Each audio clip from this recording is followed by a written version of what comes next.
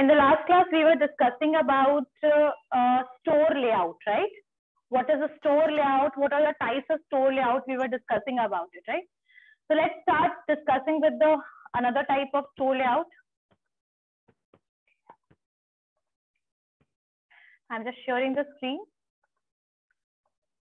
Okay. So what is the basically store layout is? Store layout jo hota hai, that is the store design or the layout design in which the retailer is going to do the whole setup of their store. Like where they have to fix what fixture they just required, where what kind of merchandise they are going to show, what will be the layout, what will be the structure of the store. That is basically a retail store layout, right? So जो जिस type के product के साथ आप deal करते हैं, जैसा आप प्रोडक्ट सेल कर रहे हैं, वैसा ही आप स्टोर लेआउट जो है, उसी टाइप का स्टोर लेआउट, उसी के हिसाब से, उसी के लिए जो suitable type of store layout है, हम फाइनली डिजाइन करते हैं. मैंने आपको लास्ट क्लास में बताया था कि स्टोर लेआउट जो है उसके लिए क्या राइट है और क्या रॉन्ग है. ऐसा कोई आपका प्रिंसिपल नहीं है स्टोर लेआउट के लिए. आप जिस टाइप के कस्टमर के साथ डील करने वाले हैं, जो प्रोडक्ट आप सेल करने वाले हैं, एग्जाम्पल में यू आर सेलिंग एक लग्जरियस वॉच, लग्जरी वाले जो एक्सपेंसिव वॉच अगर आप सेल कर रहे हैं, जैसे रोलेक्स सेल कर रहे हैं आप, तो ऐसे सिचुएशन में आपको ग्लास कैबिनेट की रिक्वायरमेंट बहुत ज्यादा है, आपकी सिक्योरिटी सिस्टम की रिक्वायरमेंट बहुत ज्यादा है, और साथ साथ में जो कस्टमर इजिली उसको देख पाए, इसीलिए ग्लास कैबिनेट, सिक्योरिटी और स्पेस, इनकी रिक्वायरमेंट आपके स्टोर में पड़ेगी, है ना. तो उस हिसाब से हम अपने स्टोर के लेआउट को डिजाइन करेंगे according to what product we are selling and who are our target customer. According to that we are going to decide for it, right. अगर हम बात करें क्लोथ्स की, तो उसके लिए आप अपना स्टोर लेआउट अलग डिजाइन कर सकते हैं, ठीक है. ग्रोसरी के लिए आप अलग design basically store layout design कर सकते हैं, ठीक है. अब जो आपका स्टोर कस्टमर फ्लो है, मतलब आप स्टोर कस्टमर फ्लो को आप मॉनिटर कर सकते हैं, ऑब्जर्व कर सकते हैं. अगर आप स्टोर लेआउट जो है प्रॉपरली डिजाइन कीजिएगा, तो that is going to impact on the customer flow. In short the customer visit जो है वो इन्वॉल्व करता है, वो भी उसको भी इफेक्ट करता है. अगर मैंने आपको स्टार्टिंग में भी बताया था कि अगर एंट्री वाला जो गेट है, अगर वहां बहुत ज्यादा रश नजर आएगा कस्टमर को, तो जो कस्टमर आउटसाइड है स्टोर के, maybe they will avoid to visit to your store, right. And अगर आप स्टार्टिंग के ही एरिया में बहुत ज्यादा ऑब्जेक्ट्स को रख देते हैं, एंट्री के जो एंट्री गेट है वहीं पर आप बहुत सारे ऑब्जेक्ट्स को रख देंगे, तो वो एक ऑब्स्ट्रक्शन शो करेगा कस्टमर को, वो अवॉइड करेंगे आपके स्टोर में एंटर करना, ठीक है. तो जो आपका स्टोर लेआउट है, that is affecting the number of the customer who is visiting in your store, और द फुटफॉल्स को आपके इफेक्ट करता है. आप क्या ऑब्जर्व कर सकते हैं. एक और चीज है कि जो कस्टमर्स है इज द मतलब जो पीपल हैं, जो शॉपर्स हैं, जो शॉपिंग करने के लिए आते हैं आपके रिटेल स्टोर में, या फिर वो विजिट करने आते हैं. तो आप मॉनिटर क्या क्या चीजें कर सकते हैं. आप ये देख सकते हैं कि आपके लोग जो है, आप number of people who come to in the store, आप उनको ऑब्जर्व कीजिए. उनके परचेज डेटा को आप देखिए कि क्या प्रोडक्ट वो परचेज करते हैं. तो this kind of system can be easily done because of the store layout. Okay, so let's move toward another point. मैंने बताया था different types of store layout में हम लोग ने ग्रीड कर लिया था. हेरिंगबोन आई थिंक इस वाले पॉइंट पे थे हम लोग. तो और सबसे लास्ट मल्टीपल और मिक्स है. जैसे ये आप देख सकते हो, ये कोई टाइप नहीं बता रहा है, वो एक नॉर्मल सिस्टम बता रहा है कि एम्प्टी स्पेस हम देख पा रहे हैं फ्रंट में, और ये जो है वो डीकम्प्रेशन जोन है. Help the customer transition to your store, जो मैंने अभी थोड़ी देर पहले आपको बताया कि देख सकते हो कि एंट्री अगर गेट यहाँ पर है, अगर ये बिल्कुल ये जो यहाँ पर गोंडोला और जो शेल्फ है, इसके जस्ट सामने अगर आपका एंट्री गेट है, तो अगर यहाँ पर बिल्कुल भी रश नहीं है, तो ये डीकम्प्रेशन जोन है, जहां पर प्रेशर कस्टमर के ऊपर नहीं है कि इतनी भीड़ भाड़ में हम कैसे मैनेज करेंगे, क्योंकि वो आपको खाली खाली एरिया दिखेगा, स्पेशियस दिखेगा, तो आराम से कस्टमर. कौन बच्चा है जो म्यूट है, म्यूट कीजिए, ठीक है. So we can able to see the empty space at the front and the decompression zone in which is helpful for the customer for transition into your store. Okay, so next one is we are able to see the power wall. जो मैंने आप लोग को ये term बताया था, power wall basically वैसा wall है आपके स्टोर में जहां पर आप कोई न्यू प्रोडक्ट को शो कर सकते हो, ठीक है. जैसे यहाँ अमेरिकन ईगल आउटफिटर है जिन्होंने ये पावर वॉल की तरह इसको यूज किया है। तो ये जो आपका प्रोडक्ट है वो दूसरे प्रोडक्ट से अपने आप को डिस्टिंक्ट बता रहा है। न्यू जो अराइवल्स है यहाँ पर आप प्रमोशन भी कर रहे हैं प्रोडक्ट का। तो this is a power wall in which you are basically showing the new arrival latest design as well as you are promoting the brand, right? So that is a power wall. Next one is a grid store layout. जो मैंने आपको बताया था कि जो grid store layout है वो आपका सबसे ज्यादा यूज होता है कन्वीनियंस स्टोर के लिए, ग्रोसरी स्टोर के लिए और फार्मेसी वाले जो मेडिकल जो स्टोर्स होते हैं उनके लिए। ठीक है, यहाँ पर एक लॉन्ग जो मैंने आप लोग को उस दिन भी बता रखा था कि यहाँ पर जैसे मान लीजिए एक स्टोर है, अब स्टोर में आपने क्या किया, ये इतने लंबे शेल्फ बनाए यहाँ पर और यहाँ पर, और मैंने बताया था कि जो दो शेल्फ होता है उसके बीच का जो गैप है या जो एरिया का गैप है इसको बोलते हैं एशिल। ठीक है, तो यहाँ पर आपका ज्यादा से ज्यादा प्रोडक्ट को हम डिस्प्ले कर पाए। ठीक है, ज्यादा से ज्यादा प्रोडक्ट को तभी डिस्प्ले करने की जरूरत पड़ती है जब आप डाइवर्सिफाइड फॉर्म में प्रोडक्ट के साथ डील कर रहे होते हैं। जैसे ग्रोसरी आइटम है, ग्रोसरी स्टोर है, ग्रोसरी आइटम्स आपको पता है कितना ज्यादा होता है, तो सारे आइटम को कस्टमर देख पाए, इसी की वजह से हम ग्रिड स्टोर लेआउट को यूज करते हैं जहां पर हर प्रोडक्ट प्रॉपरली विजिबल हो। और ऐसे सिचुएशन में कस्टमर के लिए बहुत कन्वीनियंट होता है किसी भी प्रोडक्ट को चूज करना और परचेज करना। ठीक है, अगर मैं एक बिग बाजार का एग्जांपल लूं तो आप देख सकते हो वहां पर भी लॉन्ग शेल्फ बहुत ज्यादा है। अगर आप एक बार उस पर्टिकुलर एशियल उस गैप में एंटर करते हो तो आप दोनों तरफ सारे प्रोडक्ट को प्रॉपरली देख लेते हो और फिर प्रोडक्ट को परचेज कर लेते हो। ठीक है, जब आपके पास डाइवर्सिफाइड या नंबर ऑफ प्रोडक्ट बहुत ज्यादा हो, ठीक है, आप बहुत टाइप ऑफ प्रोडक्ट कैटेगरी के साथ डील कर रहे हो और आपको सेल इंक्रीज करना हो और कस्टमर का सेल मतलब कस्टमर का परचेजिंग भी बहुत ज्यादा फ्रिक्वेंट हो, तो ऐसे केस में you can use the grid store layout to maximum product display and minimise white space. Minimise white space का मतलब है आपके स्टोर में अगर कोई शेल्फ है और यहाँ से यहाँ तक अगर शेल्फ जो है वो खाली है, तो that is showing the negativity and the lack of stock आपके स्टोर में वो दिखाएगा। अगर कोई भी व्हाइट स्पेस है तो इसको आप जितना ज्यादा हो सके उतना फिल करके रखिए ताकि एक इमेज जो है आपके स्टोर के लिए पॉजिटिव बना रहे कस्टमर के सामने। ठीक है, तो व्हाइट स्पेस को कम करना, प्रॉपरली शेल्फ को यूज करना, यूटिलाइज करना और मेजॉरिटी ऑफ प्रोडक्ट को डिस्प्ले करना, that is the aim of grid store layout. Clear हो गया सबको ये point? Everyone, this point is clear? Everyone, this point is clear? Okay, yes ma'am. Okay, चलिए, so let's move toward the next type। तो यहाँ पर आप लोगों ने देख ही रखा है ये स्पीड बम्प। मैंने बताया था कि स्पीड बम्प क्या होता है, जहां पर आपका जो कस्टमर होता है ना, from this space this place they will decide that where they have to move. तो स्पीड बम्प जहां पर एकदम से बहुत सारे कंज्यूमर्स एंटर करते हैं और यहाँ से वो अपने आप को डाइवर्ट करते हैं toward the direction. Majority of the people will start the path with the, आपके कौन से साइड से स्टार्ट करते हैं, they will start with the right side. ठीक है, एशियल जो होता है दैट इज अ गैप, और ये गैप हमेशा वाइड रखिए क्योंकि otherwise the people will bump. ठीक है, एक दूसरे से टकरा जाएंगे एक दूसरे पे, तो इसी वजह से you have to make a proper aisle और gap between the two shelves, right? Okay, next point is कि जो pros and cons is already clear to everyone. Clear है सबको? प्रॉस कॉन्स सबको क्लियर है? Everyone, this point is clear to everyone? आप लोग की आवाज बहुत धीरे आ रही है मुझे, आप लोग को मेरी आवाज क्लियर आ रही है? Yes ma'am. ओके ओके, सो हेरिंग बोन जो है ये भी एक तरीके का मॉडर्न ग्रिड लेआउट है जो आप देख सकते हो, स्मार्ट। चलिए, हेरिंग बोन जो स्टोर लेआउट है, अगर if you think that the grid may be best for the merchandise but you have a very long narrow and retail space. ठीक है, अब जैसे मान लीजिए एग्जाम्पल के लिए आपने जो है आपके पास, आपको पता है कि ग्रिड लेआउट मेरे स्टोर के लिए बहुत बेहतर है, बेस्ट है, लेकिन because the space you have, जो आपके पास स्पेस है वो बहुत लंबा ठीक है, लॉन्ग है और बहुत नैरो है। आप देख सक रहे हो ना ये कितना ज्यादा नैरो है।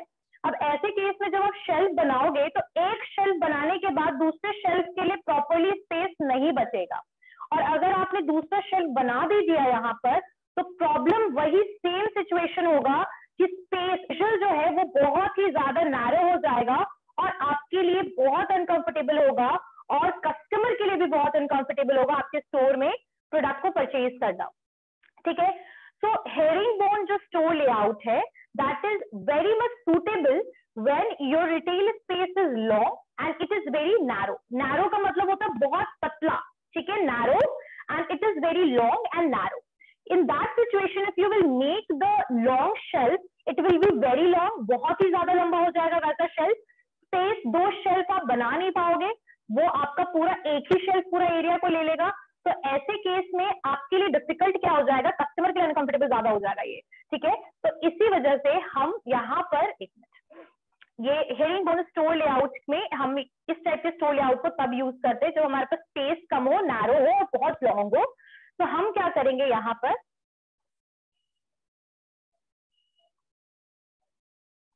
पर हम इस तरीके के से शेल्फ देखो बना रहे हैं। मतलब जैसे अगर मान लीजिए इतना नैरो है तो we are going take the shelf like this, here here here, या इस तरीके से हम बनाएंगे। ठीक है, इस तरीके से जो सेम आपका बना हुआ है। यहाँ पर आप पावर वॉल बना सकते हो, if you want to show your product, latest product, you can make it. और इस तरीके से आपका ये क्या होगा, डिजाइनिंग होगा स्टोर का।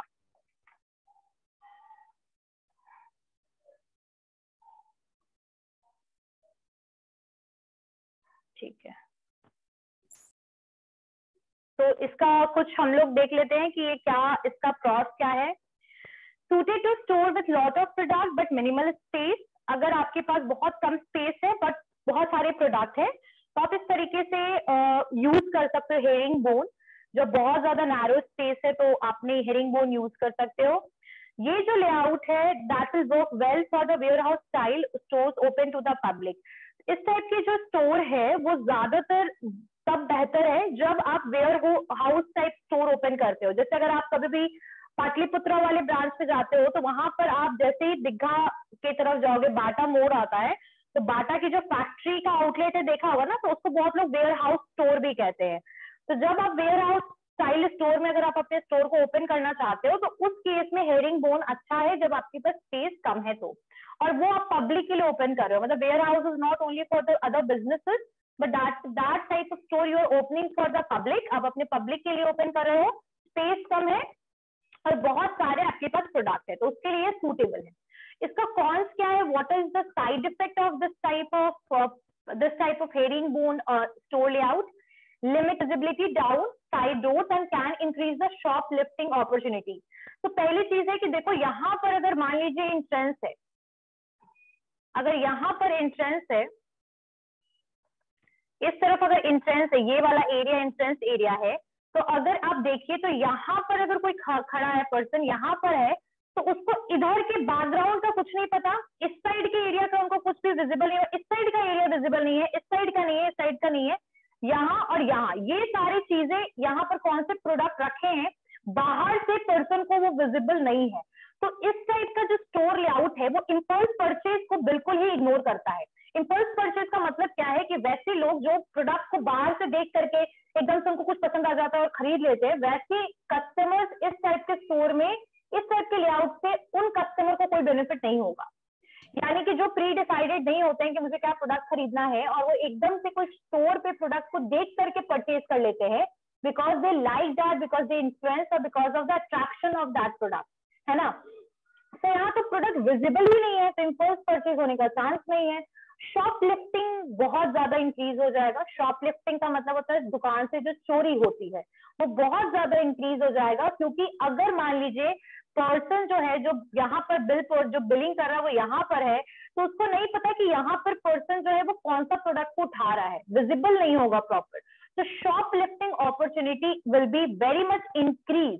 ठीक है, सेकेंड है can feel cramped and customer easily bump into one another. तो यहाँ क्रैम्प और थोड़ा सा ना कम स्पेस की दिक्कत नजर आएगी और इजिली कस्टमर जो है एक दूसरे से टकरा सकता है।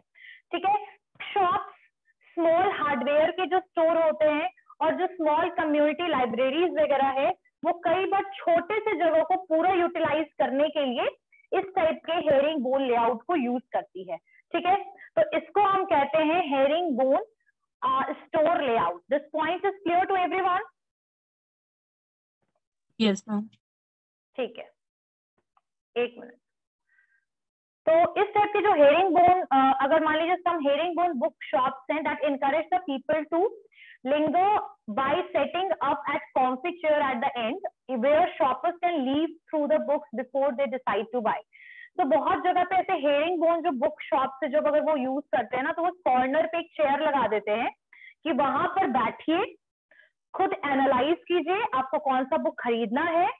जब आप एनालाइज कर ले, जब आप डिसाइड कर ले, तब जाकर के आप परचेज कीजिए। तो बहुत जगह पे हेरिंग बोन में स्पेस की दिक्कत है, तो काफी देर तक कोई भी पर्सन, देखिए नोटिस कीजिएगा, स्पेस की दिक्कत है, तो यहाँ पर बहुत देर तक कोई कस्टमर खड़ा हो नहीं सकता, क्योंकि अगर दूसरा कस्टमर आएगा तो उसको बाहर निकलना पड़ेगा, ऐसे भी प्रॉब्लम हो सकती है। So you cannot stay at a one place in the herringbone layout. So what will be happen that the people who are not able to decide quickly about the book, what they can do, they are going to leave the product and they will quit या move from that particular retail। तो इसी वजह से herring bone जो है book shop जो है एक एग्जाम्पल दिया हुआ है। कई बार वो इंकरेज करता है लोगों को कि आप कॉर्नर में एक चेयर लगा देता है, वहां बैठिए, बुक के लिए डिसाइड कीजिए और उसके बाद बुक खरीदिए। ठीक है, instead of standing in between of two shelf in aisle, so it is going to make the uncomfortable दूसरे कस्टमर के लिए हो जाएगा, इसीलिए इसको रिड्यूस करने के लिए what they are doing, they are giving the facility of the chair। So I guess this point is clear to everyone। Clear हो गया? Yes, ma'am. अब यहाँ चोरी की तो बात कर दी गई है कि भाई चोरी होगा, ठीक है, क्योंकि यहाँ विजिबल नहीं है कि भाई जो कस्टमर जो है वो अगर वो जा रहे हैं तो वो क्या सामान उठा रहे हैं, that is not visible. So what these type of layout can do, ये सिक्योरिटी कैमरा लगा सकते हैं at that direction which is basically able to see the between space, एजल वाला जो टू शेल्फ के बीच का जो स्पेस है जो बाहर से बिल्कुल विजिबल नहीं है, वहां पर आप कैमरा को इंस्टॉल कर सकते हो। ठीक है, और एकदम एंड साइड पर भी आप स्टोर के एंड पर भी एक लगा सकते हो ताकि हर एक जगह पे कौन एंटर कर रहा है दैट विल बी विजिबल। चलिए, अब आता है लूप और रेस ट्रैक स्टोर लेआउट। ठीक है, लूप और रेस ट्रैक स्टोर लेआउट, तो आप लोग ये देख सकते हैं, this is the basically the type. अब यहाँ पर क्या चीजें हैं कि लूप और रेस ट्रैक जो होता है that is a post path store layout, takes a great fairly predictable traffic flows a step further and create a deliberate closed loop that leads customer from front of the store and past every bit of merchandise and then to check out। So this is something which we are able to see। अब यार देखो क्या चीजें हैं, एक minute, I am just देखो, race track का मतलब समझते हो, जहां पर रेस होता है, जैसे अगर ये राउंड है और यहाँ पर ऐसे बीच में मैदान है और ये हमने रेस ट्रैक बना दिया। ये देख रहे हो, ये जो मैं यहाँ पर कर्सर ये जो लगा रही हूँ मैं, मार्कर जहाँ यूज कर रही हूँ, दिख रहा है आप लोगों को? Yes, ma'am. दिख रहा है? तो दिस इसको कहते हैं रेस ट्रैक। इसको क्या बोलते हैं? Racetrack. जहां पर यहाँ से अगर पर्सन ने रेसिंग करना शुरू किया तो यहाँ से ऐसे घूम करके वापस करके फिर इसको यहीं पर आना होता है, तो that is a racetrack. The same situation is with the loop और फास्ट ट्रैक जो आपका है, उसमें भी एकदम सिचुएशन है। यहाँ पर आप देख सकते हैं आप लोग कि बिल्कुल सेम तरीका है। अच्छा, ये एक मिनट, यहाँ पर हाँ ये वाला रहा, ठीक है। तो यहाँ आप देखिए, ये जो है यहाँ एंट्रेंस होगा, लोग यहाँ से चलना शुरू करेंगे, जो पूरा व्हाइट एरिया है ना, यहाँ से पूरा घूम करके फिर वापस से यहाँ पर चेकआउट कर सकते हैं। ठीक है, तो this is basically racetrack और द लूप स्टोर लेआउट। ठीक है, लूप मतलब एक ही राउंड राउंड जो चलता रहता है उसको कहते हैं लूप। लूप का मतलब होता है जो एक ही, अगर तुम लोगों ने कभी प्रोग्रामिंग वगैरह किया होगा तो तुम लोगों ने वो लूप वर्ड सुना होगा सिस्टम में, तो लूप मतलब जो एक ही लूप को तोड़ना होता है ताकि वो सिस्टम से बाहर हो। तो लूप जो है वो बेसिकली उसी को कहते हैं जो राउंड एक ही लेवल पे जो चलता रहे। ठीक है, तो व्हाइट पाथ जो है ये रिप्रेजेंट कर रहा है मेन, ये देखो ये पूरा पाथ को दिखा रहा है।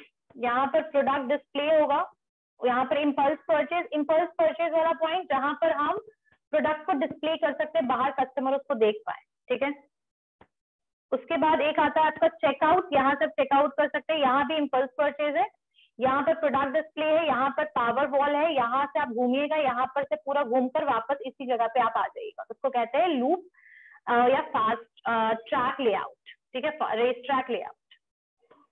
चलिए अब इसका प्रॉस देखते हैं। Maximum product exposure. अब यहाँ सबसे अच्छी बात यह है कि अगर यहाँ पर हर प्रोडक्ट आपका कवर हो जाएगा, क्योंकि अगर पर्सन यहाँ से अगर वो घूमता है, अगर कोई पर्सन है जो अगर यहाँ से उसने स्टार्ट किया अपनी जर्नी, यानी इस एरिया से जब उसने स्टार्ट किया तो इस पूरे एरिया में यहाँ पर पूरा प्रोडक्ट डिस्प्लेड है, यहाँ पर प्रोडक्ट डिस्प्लेड है, तो यही वाले से लेकर के वो हर प्रोडक्ट को देख सकता है प्रॉपरली, यहाँ से लेके यहाँ से पूरा प्रोडक्ट, मतलब ये सारे प्रोडक्ट को ये जो लेआउट है वो कवर कर लेगा।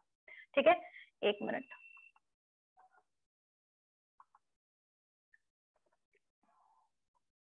ठीक है, तो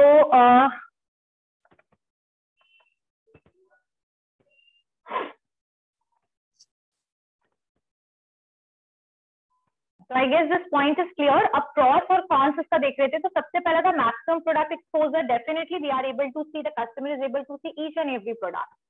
Second is most predictable traffic pattern, easiest to place promotion and have a highest assurance they will see. तो इसमें सेल्स इंक्रीज होगा, आपका एक प्रिडिक्टेबल ट्रैफिक पैटर्न है, यहाँ से लोग एंटर कर रहे हैं, भाई कहाँ कहाँ कैसे विजिट करेंगे वो आपको पता है, और ये ज्यादातर एश्योरेंस दे रहा है, प्रोडक्ट दिख रहा है तो कस्टमर खरीदेंगे भी। ये एक्सपेरिमेंटल है, may work with the retail journey, make sense and time spent in the store does not need to be brief. यानी ये वैसे प्रोडक्ट के लिए ज्यादातर बेहतर है जो थोड़े से इफेक्टिव प्रोडक्ट को सेल कर रहे हैं। ठीक है, जैसे ज्वेलरी वगैरह जो सेल कर रहे हैं, या वैसे फुटवेयर वगैरह सेल कर रहे हैं, फैशन ज्वेलरी वगैरह सेल कर रहे हैं, तो ऐसे केस में वैसे लोग जिनको शॉपिंग पसंद है उनके लिए बहुत बड़ी दिक्कत नहीं है, वो हर प्रोडक्ट को अच्छे से देख सकते हैं, विजिट कर सकते हैं, और जर्नी से ना इनको कुछ ऑप्शन दिखेगा, ऑप्शंस नजर आएगा। इनको ये जरूरत नहीं कि शॉपिंग करना, फटाफट टाइम अपना कम करो और निकलो शॉपिंग करके, इस तरीके का सिचुएशन नहीं है। ग्रोसरी के लिए इस टाइप के आप लेआउट को यूज नहीं कर सकते, क्योंकि आपको जो ग्रोसरी ज्यादातर आइटम डिस्प्लेड होता है या थोड़ा बहुत आप देख सकते हो, है ना। तो in short it is experimental and it will work. मतलब ये जर्नी एक लोग खुद से मतलब घूमेंगे ऐसे स्टोर में। कॉल्स क्या है? Customer don't get browse at will. अब यहाँ पर प्रॉब्लम ये है क्योंकि आपका जो ब्राउज करने का तरीका है वो बिल्कुल लूप पर बना हुआ है, तो आपके पास ये ऑप्शन नहीं कि आप यहाँ से भाग के देखो, फिर इधर से इधर जाके भाग के देखो। This is not possible. यहाँ से उठ के आप यहाँ गए, फिर यहाँ से उठ के फिर इधर से निकल के इधर, ये नहीं कर सकते आप, आपको पूरा लूप में घूमना पड़ेगा।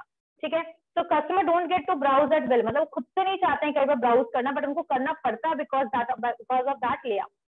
Maybe time of customer who knows what they have come for and they may avoid the shop in future when buying intent is specific. तो वैसे लोग जिनको स्पेसिफिक प्रोडक्ट खरीदना है, जैसे मान लीजिए कि कोई पर्सन है, कोई लेडी है जिसको शादी के लिए शॉपिंग करनी एग्जाम्पल के लिए, और उसको फैशनेबल फुटवेयर खरीदना है। अब वो बिल्कुल श्योर है कि उसको थोड़ा सा ब्राइट और वाइब्रेंट टाइप का फुटवेयर परचेज करना है, तो ऐसे पर्सन के लिए थोड़ा सा कंपैरेटिवली दिक्कत होगा, जिसका परचेज क्या करना है वो बिल्कुल स्पेसिफिक है। अब उसको इतना ब्राउज करने का मन नहीं है, उसको इतना सर्च करने की जरूरत नहीं है, घूमने की जरूरत नहीं है, लेकिन आपके स्टोर के लेआउट की वजह से that person is basically forced to do it. ठीक है, उसको घूमना ही पड़ेगा। तो ऐसे पर्सन हो सकता है फ्यूचर में जो बिल्कुल स्पेसिफाइड है कि भाई मुझे ये प्रोडक्ट खरीदना है, वो फ्यूचर में हो सकता है आपके स्टोर में आना कम कर दे या फिर ना आए। ठीक है, not suited for the shop that encourage a high traffic turnover or carry products people need to spend time little transit before purchase. अब ये टाइप का जो स्टोर है, ये जो स्टोर लेआउट है, ये उन टाइप के स्टोर्स के लिए नहीं है जहां पर कस्टमर बहुत ज्यादा आते हैं, विजिट और फुटफॉल बहुत हाई है। ठीक है, सेकेंड थिंग, ये उन प्रोडक्ट के लिए भी बिल्कुल नहीं है जहां पर कस्टमर को खरीदने से पहले काफी ज्यादा सोचना पड़े, ठीक है। अब जैसे यहाँ मान लीजिए एक साथ 50 लोग की एंट्री हो गई, और आप लोगों को पता है, मैंने बताया था कि the people will start their journey by taking right, sorry taking left, sorry taking left. So यहाँ पर ऐसा सिचुएशन है कि जब वो खुद से लेफ्ट जाना चाहते हैं, एक मिनट, लेफ्ट इट्स राइट, क्या हो रहा है, लेफ्ट राइट हो रहा है, it's right only. So right की तरफ से जर्नी शुरू करते, तो हर लोग तो वहीं से शुरू करना चाहेगा। अब यहाँ 20 लोग जाके खड़े हो गए एक जगह पे, अब यहाँ पर अगर 20 लोग जाके खड़े हो गए, तो यहाँ से जो एंट्री करे वो कहाँ जाएगा, उनको दिक्कत होगी, है ना। So here the problem is कि जो भी स्टोर में बहुत ज्यादा रश होता है, या फिर वैसे प्रोडक्ट आप सेल करो जिसका डिमांड बहुत हाई है, तो ऐसे स्टोर के लिए, इस टाइप के प्रोडक्ट के लिए ये इस टाइप का लेआउट बिल्कुल भी सुटेबल नहीं है, बिल्कुल भी सुटेबल नहीं है। और उनके लिए भी सुटेबल नहीं है जो जिनका स्पेसिफिक है डिमांड कि भाई मुझे क्या खरीदना है। नेक्स्ट है इसका क्रॉस हो गया कॉन्स में, ठीक है। अब ये लूप है, ये आप लोग देख सकते हो। IKEA takes the loop layout to the extreme, and if you have been to one, experience both the pros and cons. ये देखिए, ये एक स्टोर लेआउट का डिजाइन यहाँ किया हुआ है। तो डिस्प्ले तो काफी क्रिएटिविटी के साथ किया हुआ है, ये देखिए बहुत अच्छे से डिस्प्ले किया हुआ है, लेकिन वही चीज है कि आपको पूरा का पूरा ब्राउज करने की जरूरत है,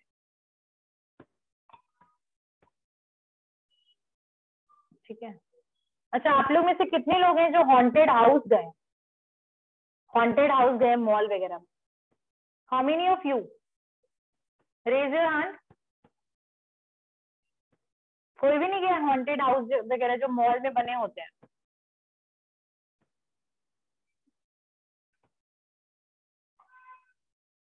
class, I am asking something. Okay, Sonam तुम गई हो haunted house?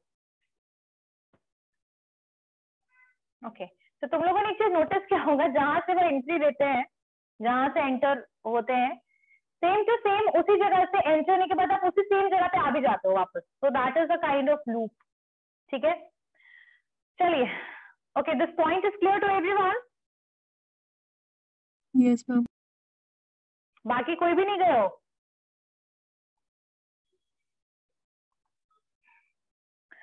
Okay, next one is free flow store layout. Free flow store layout, and that is given in your book as well. So I'm going to discuss about that. ठीक है? So free flow store layout में क्या होता है कि आपका जो यहाँ पर the free flow layout philosophy is almost a rejection of the others.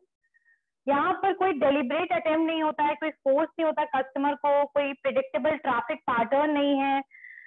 तो यहाँ पर जो फ्री फ्लो है, there are far fewer rules, but does not mean they aren't they. एक मिनट, एनी,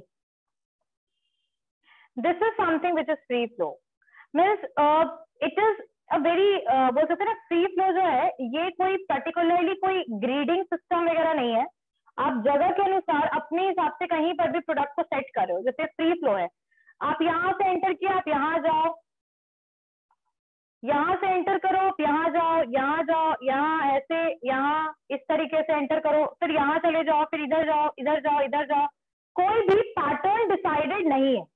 जैसे आपका पहला वाला जो ग्रिड था, उसमें भी आपका डिसाइडेड था कि भाई आप यहाँ एंटर करोगे और यहाँ एंटर करोगे, बस। आपका जो हेरिंग बोन था, दैट इज ऑल्सो डिसाइडेड कि भाई आप यहाँ एंटर करोगे, यहाँ एंटर करोगे, यहाँ निकलोगे, यहाँ एंटर करोगे, ये था उसका भी। फ्री फ्लो में कोई भी पैटर्न सेट नहीं होता कि आप कैसे एंटर करोगे और कहाँ से आप किस तरीके से घूमोगे, स्टोर में किस तरीके से ब्राउज करोगे, ऐसा कुछ भी गिवन नहीं था, ठीक है। That is not given. So this is known as a free layout, where the start path and where you are entering, that is not decided. Basically आप एंटर करो, कहाँ घूम रहे हो, आपने अगर राइट लिया, राइट से आप किधर जा रहे हो, that is not decided, the path is not decided, ठीक है। Start path and power wall वहीं पर रहेगा, सेम जगह पे रहेगा। अगर पावर वॉल है तो यहीं पर रहेगा, स्टार्टिंग में ही रहेगा स्टोर के, ठीक है। लेकिन कुछ भी ऐसा पाथ जो है वो बना बनाया लूप की तरह, ऐसा कुछ नहीं मिलेगा आपको, ठीक है। फ्री फ्लो जो है that is the simplest store layout. इसमें आपको बहुत सिंपल है ये, आपको इसके लिए बहुत ज्यादा क्रिएटिविटी की बहुत ज्यादा जरूरत नहीं है, आपको कोई पैटर्न डिफाइन करने की जरूरत नहीं है। आप आराम से जहां पर भी आपको सूटेबल लग रहा है वहां पर अपने गोंडोला और शेल्फ को बना सकते हो, ठीक है। अब यहाँ कुछ with so few rules it's easy to go wrong. अब यहाँ पर यही चीज है कि आपको कोई मतलब कोई पाथ डिसाइडेड नहीं है, बस ये याद रखना। प्रॉस क्या है, इसके क्या क्या एडवांटेजेस है। Great for the small spaces, great for the small spaces, ठीक है। तो आपके स्मॉल स्पेस के लिए ये सही है। आपका अगर स्मॉल स्पेस है, कम जगह है, तो उसके इस टाइप का free flow is okay. Second जो है, ये areas also work with in areas of loop spine layout, ठीक है। Create more space between the product. अब ये प्रोडक्ट के बीच में स्पेस देखो बना रहा है, स्पेस के लिए बेहतर है ये, ठीक है। हायर एंड शॉप और लेस मर्केंडाइज के लिए बहुत अच्छा है। जिसके पास कम प्रोडक्ट है, लेस मर्केंडाइज है, और जिनके पास प्रोडक्ट कैटेगरी बहुत ज्यादा हाई नहीं है, उनके लिए सूटेबल है इस टाइप के आपके लेआउट।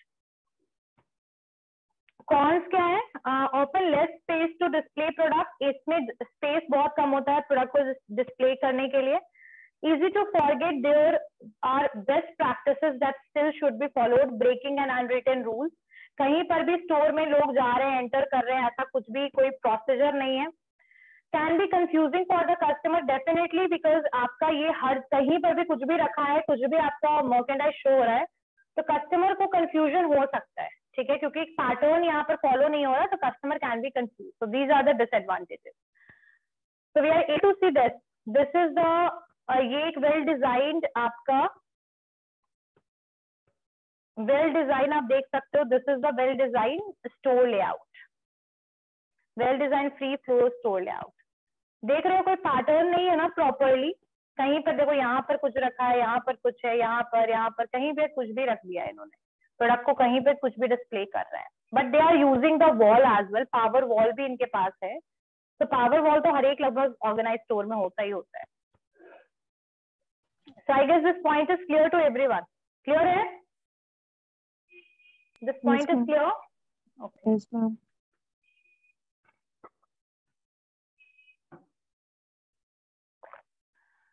Free flow layout किसके किसके लिए suitable है? So free flow layout is most suitable for the boutiques, large department store के लिए ठीक है, apparel store के लिए ठीक है ये।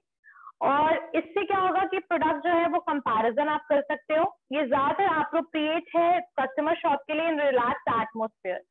और एक और चीज अच्छा है इसमें कि जो आप स्पेसिफिक रहोगे ना प्रोडक्ट के लिए, तो आप इजीली जाके खरीद सकते हो, आपको ब्राउज पूरा जगह स्टोर को करने की जरूरत नहीं है, बट यस कंफ्यूजन हो सकता है।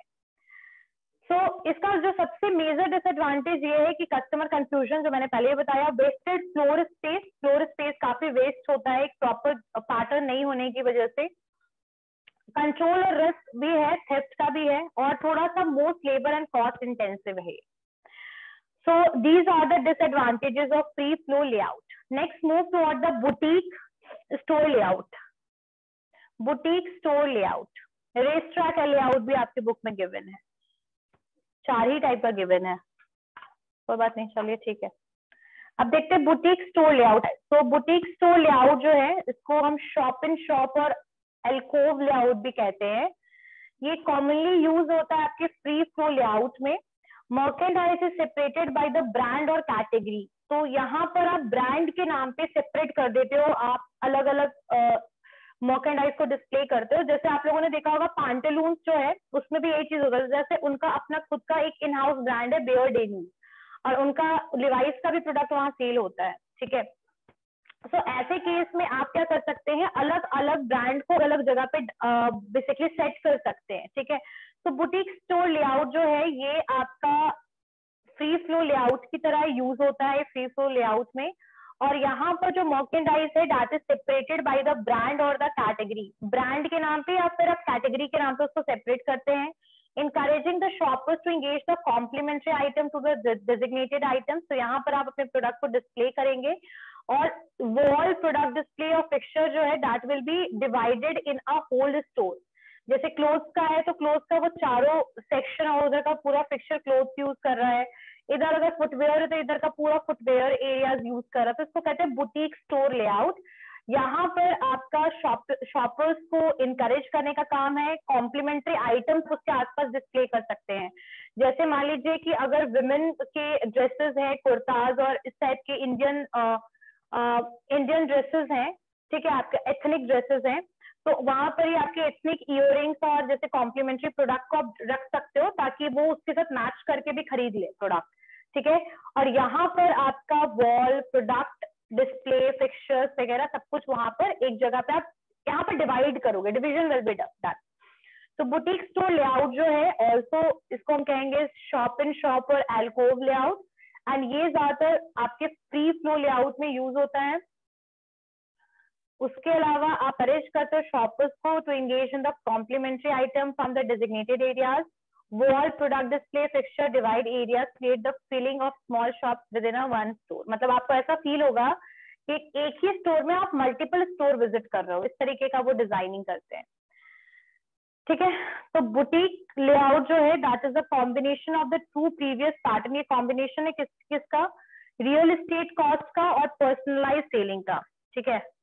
एक ही मतलब यहाँ डिपार्टमेंट वाइज आप प्रोडक्ट को डिवाइड करके प्रोडक्ट सेल कर सकते हो, तो एक तरीके से डिपार्टमेंट बेसिस पर यहाँ पर डिवीजन होता है प्रोडक्ट का। तो it is a boutique store layout, like for example if this is अब ये है बुटीक स्टोर लेआउट, तो यहाँ पर आपने इस पूरे एरिया में जैसे लिवाइस रख दिया, इस पूरे एरिया में आपने कोई और कंपनी का प्रोडक्ट रखा, यहाँ पर कोई और रखा। So like this, you are basically making a department of the different product and the category. So boutique store layout is suitable for that. The customer जो है उनके लिए comparison इस टाइप में बहुत easy हो जाएगा और वो आराम से प्रोडक्ट को देख सकते हैं, कंपेयर कर सकते हो और परचेज कर सकते हैं। तो बेनिफिट क्या क्या है, प्रॉस क्या क्या है इसका। प्रॉस है sparks curiosity in the shoppers, shoppers के अंदर क्यूरियोसिटी होगा देख करके कि अलग अलग ब्रांड के साथ दे आर डीलिंग। यहाँ पर ब्रांड अलग अलग हैं तो इसलिए इट विल बी हाईलाइटेड। अब जैसे एक जगह पे आप लिवाइस का जीन्स, डेनिम और आप अगर मान लीजिए किलर, ये सबके जीन्स अगर आप एक जगह पे रख दोगे, it is not going to make sense because people who just need to purchase killer jeans they are not going to look over the other type of jeans, right. तो हेयर आप brand को specify कर रहे हैं इस type के layout में, so it is helpful for increasing the sales, ठीक है। तो ये डिफरेंट ब्रांड और प्रोडक्ट कैटेगरीज को हाईलाइट करता है, इंफॉर्मेशन देता है प्रोडक्ट के बारे में कि कौन सा प्रोडक्ट इस स्टोर में अवेलेबल है, ठीक है। हेल्प करता है क्रॉस मर्केंडाइजिंग और क्रॉस सेलिंग में। तो क्रॉस मर्केंडाइजिंग और क्रॉस सेलिंग क्या होता है मैं बताती हूँ आप लोगों को। मैंने शायद ये टर्म पहले बताया है, सुना है कभी आप लोगों ने क्रॉस सेलिंग वगैरह क्या होता है? क्रॉस सेलिंग पता है सबको? Class yes ma'am.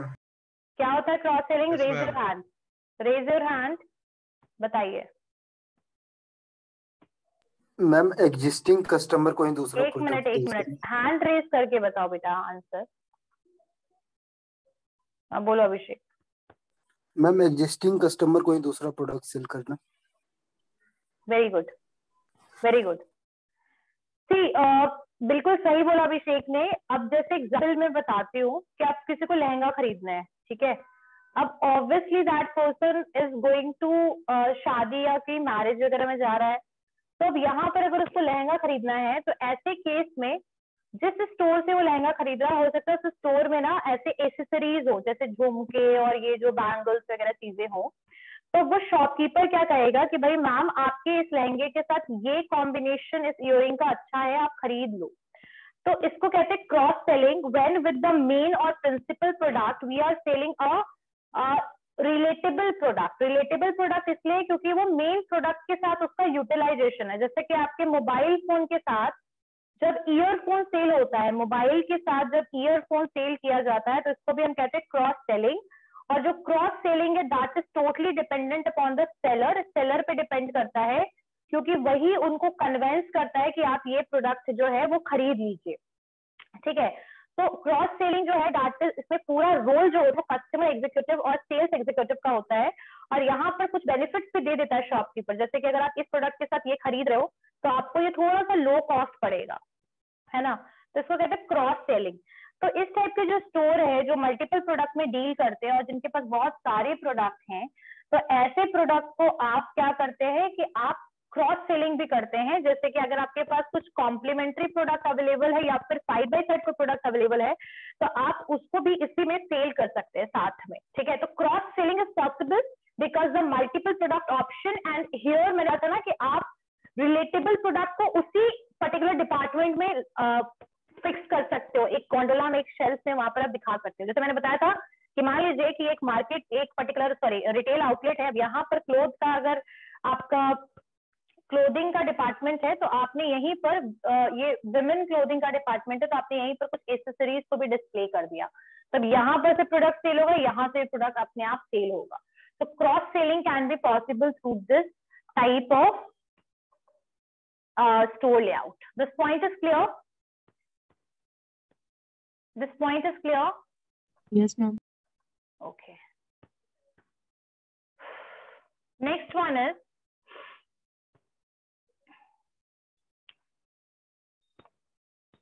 एक मिनट जरा रुकना. Start with the new point.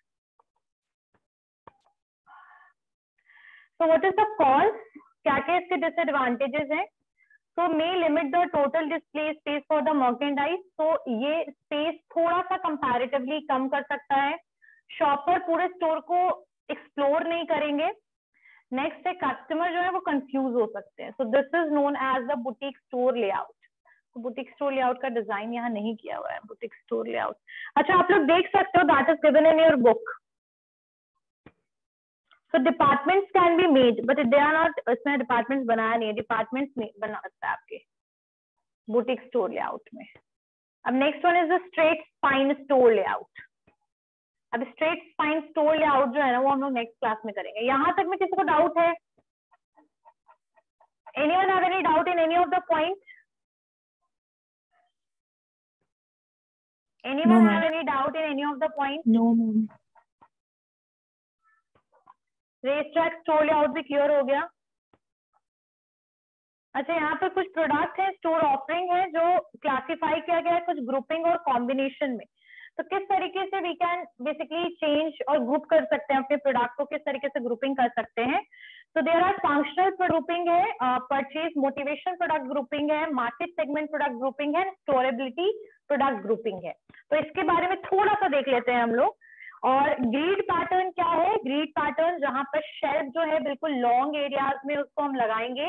Multiple product को एक बार में डिस्प्ले करना फार्मेसी और ग्रोसरी के लिए बेटर है. सेकेंड जो टाइप था that is herringbone, when the space is very less and that is very narrow and long.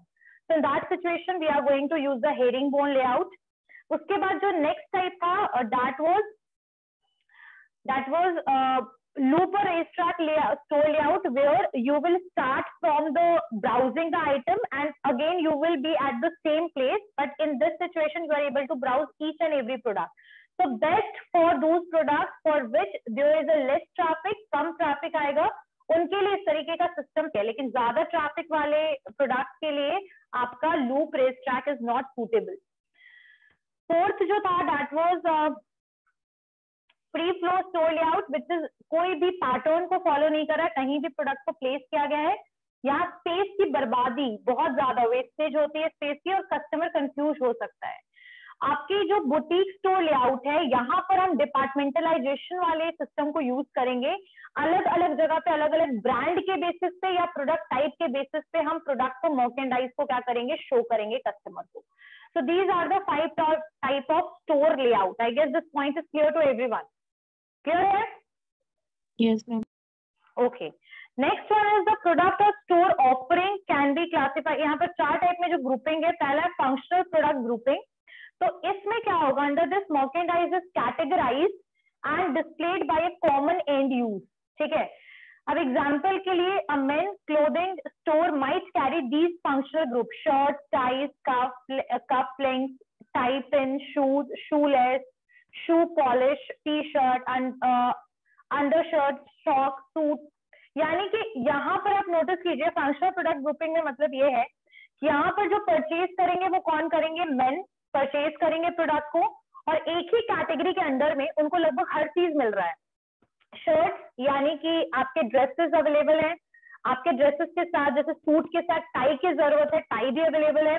उसके अलावा कप की जो रिक्वायरमेंट होती है वो भी अवेलेबल है। पेन या ब्रश जो होते हैं वो भी अवेलेबल है। शूज अवेलेबल है, शूज क्योंकि आप अपने सूट, अगर आप कहीं भी जाते हो तो सूट के साथ आप शूज पहनते हो, फॉर्मल शूज भी अवेलेबल है।